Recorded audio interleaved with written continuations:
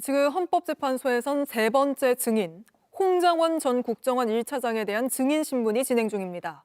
대통령이 이번에 싹 다 잡아들이라고 했다고 증언했던 인물인데 군 사령관들과는 달리 지금 탄핵 심판에서 답변을 하고 있다고 합니다. 또 윤 대통령 역시 부정선거론과 관련한 자신의 입장을 또 밝혔다는데 바로 법조팀 박병현 기자에게 들어보겠습니다. 자, 박 기자.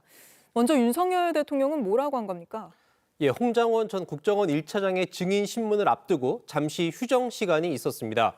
휴정에 앞서 윤 대통령이 직접 발언을 했습니다. 네. 먼저 선관위에 군을 보내라고 지시를 한 게 대통령 본인이라고 했습니다. 김용현 전 장관에게 지시를 했다는 건데 선관위의 군 투입 자체는 인정을 한 겁니다. 하지만 이 선을 그은 부분이 있었는데 이 부정선거 의혹 수사가 아니라 선관위 시스템을 점검하려는 차원이었다라고 했습니다. 하지만 선관위에 출동한 계엄군이 선관위 직원의 휴대전화를 압수하는 CCTV 장면이 공개된 상황입니다. 네. 이 서버 사진을 찍는 장면도 이미 공개가 됐는데 수사 목적이 아니었다고 발뺌하는 겁니다. 그래서 사실 대통령이 국헌 문란 목적을 인정한 거 아닌가 이런 생각이 드는데요.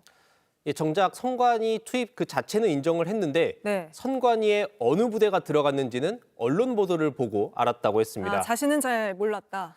맞습니다. 책임을 피하려는 목적으로 보입니다. 대통령은 사이버 사령부가 투입되는 줄 알았는데 정보 사령부가 들어간 건 언론 보도로 봤다 이렇게 했습니다.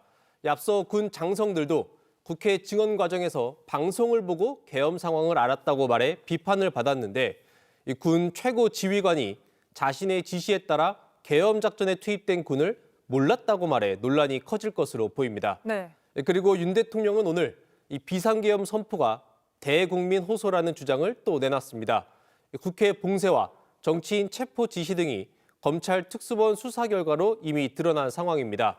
또 압수한 게 전혀 없다라고 보고를 받았다고 했는데 신속하게 해제가 돼서 아무 일도 일어나지 않았다라는 주장을 하는 등 이미 기존에 알려진 내용과는 사뭇 다른 내용 등을 주장을 하고 있는 것으로 보입니다. 앞서도 말씀드렸지만 이 선관위 직원의 휴대전화 압수, 서버 탈취 시도 등이 이미 모두 공개가 된 상황입니다.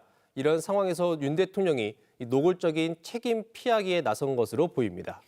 지금 탄핵 심판에서는 그러면 홍장원 전 국정원 1차장의 증인 신문이 진행 중인 겁니까? 오후 6시 50분쯤 홍장원 전 1차장의 증인 신문이 시작이 됐습니다.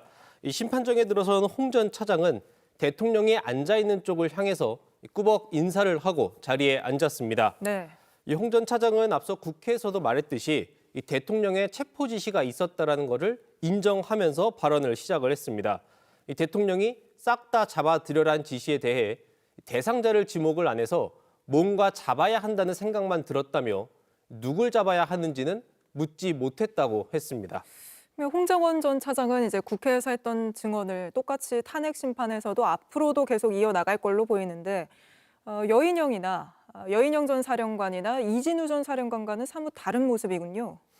여인영, 이진우 이 두 전 사령관은 앞서도 전달해드렸듯이 대통령과의 관련성을 모두 부인하며 내란 목적을 알지 못했다고 주장을 하고 있습니다. 네. 하지만 곽종근 전 특수전 사령관은 달랐습니다. 곽 전 사령관은 오늘 국회에 나와서 국회의원을 끌어내란 지시가 있던 게 맞다라고 했습니다. 여당에선 곽 전 사령관의 진술이 민주당에 오염됐다고 공격을 했는데 곽 전 사령관은 의지대로 말했고 누구의 사주를 받거나 요구로 답변한 게 아니라고 강조했습니다. 네, 알겠습니다. 박병현 기자는 여기까지 이야기 나눠보고요. 바로 헌법재판소를 연결해 보겠습니다. JTBC 뉴스를 시청해 주셔서 고맙습니다. 저희는 저녁 6시 30분 뉴스룸에서 뵙겠습니다.